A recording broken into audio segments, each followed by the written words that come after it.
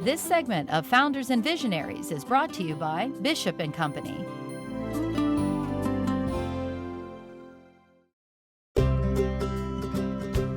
So I notice on your business card and on your office and all around, I see a lot of frogs. So I need to know the meaning of the frog symbolism.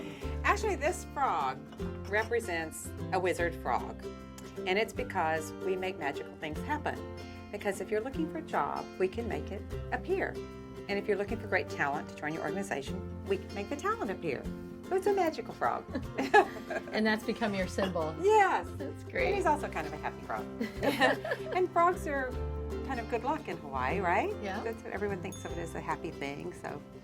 Well, Judy, you have made a career out of interviewing other people and getting them in the right places. So I'm going to have some fun interviewing you today. Oh, my. First of all, let's just ask, what do you do for fun outside of work? I love to travel. And try to go to really more third world kind of places where you really feel like you've truly gotten away from the United States. That really is wonderful because that introduces you to all kinds of other people, right, from other walks of life, which makes it for a much more rich life, I think. And that's important. I love art. I used to have an art gallery. And then life and personal things led me to the South Pacific. And that was really how I got introduced to Polynesia.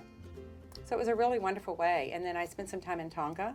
And so that was really great. So by the time I came to Hawaii, I'd already spent time in Fiji and Tonga. And tell us a little bit about the climate of the market right now. You know, it's fascinating because it feels like the economy has really picked up to me. The temporary staffing industry has picked up. But we also do permanent placement. I think people are hiring for more talent. They're looking for more value for their money.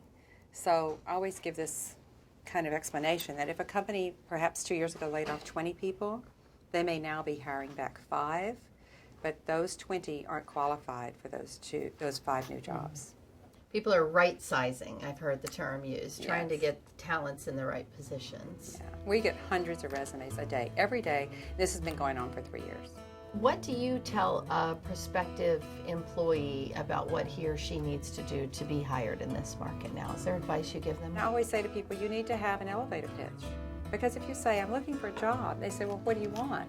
And you go, oh, I don't know, whatever. I'll do anything. Well, they don't know if you're a nuclear physicist or a dog groomer, right? So you have to be able to elaborate succinctly and clearly on what it is you want. So you have to be able to say, I'm looking for something in public relations, preferably in the nonprofit arena, where I can make a contribution because of my vast experience with social media. And be able to say that to everyone you encounter every day, all the time, all day long. Now, what about from an employer perspective? How can they have the most success in working with you to fill positions? You know what's the greatest flaw working with an employer is they don't get back to you promptly.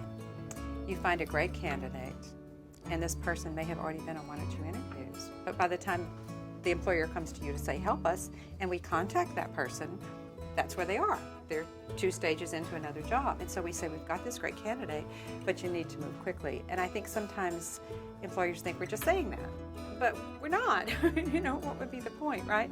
So they don't get back to us. So maybe Human Resources has to ask the hiring manager, would you be interested in this candidate? And then by the time the hiring manager gets the resume, gets back to Human Resources gets back to us, the candidate's found the other job. And sometimes the candidate actually thinks, I've lost interest. Mm-hmm. Are people hiring right now? They really are. They really are. It's amazing. And I think it's because of the right sizing.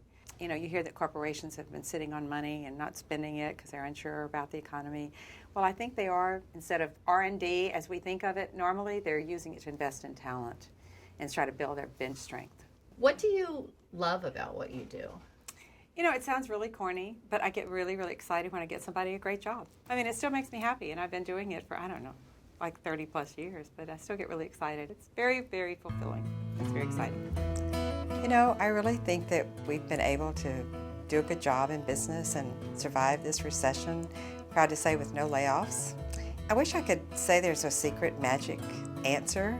I know when I hear other people being interviewed, what's the secret of your success? I always want to hear one word that, is a takeaway, but it's really kind of a combination of everything that's textbook that you just have to keep doing every day. You have to be on the cutting edge. You have to stay progressive. You have to be technologically up to date and current. You have to be creative. You have to be innovative.